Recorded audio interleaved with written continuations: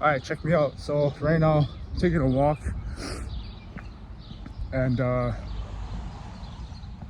you know, on my fitness journey, I've been doing pretty well. Shit, where the fuck am I?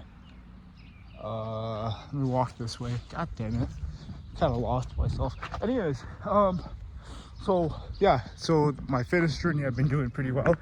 I started taking fitness more seriously and like weight loss more seriously like at the end of March, because March was like the month of Ramadan, right? Because I'm Muslim, and I don't want to be doing like water fasting and all these extreme measures to lose weight during Ramadan. I'll just try to eat better, try to eat higher quality foods, higher proteins, stuff of that nature. Anyways, so I started my weight loss journey like in April. So yeah, I started it in April, and I was I forget how much I was exactly. I think I was about 253. So for the month of April, I did 75 hard.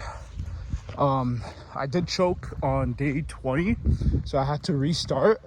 But I got to about day 20 of 75 hard. I dropped a solid 15 pounds. So I started off the month at 253, 255, and I ended the month at 240. And then May, I stagnated. So I started off at 240. I wanted to get down to about 230, but I ended up staying at 240 for the whole month. And then June is when I started panicking, and I was like, okay, I need to do something extreme to get down to 235 just to get the ball rolling, right? So I think it was about June 10th to June 15th, I started doing the snake diet. So it's basically you do like an 86-hour fast.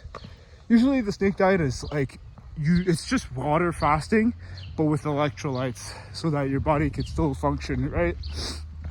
But what I did was I did my water fast for 86 hours, and I drank snake juice. That's what it's called. It's like a little bit of baking soda, half a teaspoon of baking soda, half a teaspoon of potassium, a salt substitute, a little bit of regular salt, and a little bit of magnesium sulfate. Anyways, so I did that, and basically like I went down to 234.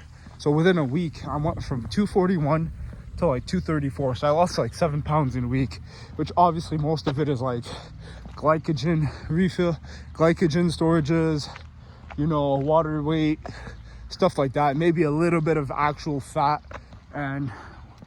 But the main important thing that I discovered is the power of keto and ketosis, and being in ketosis and forcing your body to use your fat storages as fuel, because it's a cheat code, man.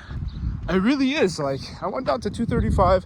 And then I kind of started eating again, whatever. I was trying to be in ketosis, but it's very hard for me to stay away from carbs because they're fucking everywhere. Anyways, so basically what happened was I got off the carbs. I got back on the water fast, and then I got down to about 230. So that was the end of June, and now we're like 1 week into July. Or July 5th today, and I went on I call it a sloth binge. So I started eating out again this week, and just going crazy. I don't know why. I thought it was a good idea to just eat a bunch of foods that I wasn't supposed to be eating. Anyways, yeah, so I puffed up. I spiked the hell out of my insulin, and I got up to about 239. And then yesterday I had a family friend that invited me to go eat out, so I couldn't really say no. So I went to go eat, and after the meal I was about 241. So I went right back to where I was in May, basically. But I have a plan that I'm gonna execute and I'm gonna cut down to about 210 by the end of the month, which is very ambitious. Sorry, but desperate times calls for desperate measures. So it is what it is. So yeah, that's the goal. So this weekend I want to get down to 230, and then by Friday I want to be July 11th. I want to be 225, and then the following Friday, July 18th, I want to be 220. And then by the end of the month, I want to be about 215. Yeah, something like that. So that's the goal. And then, yeah.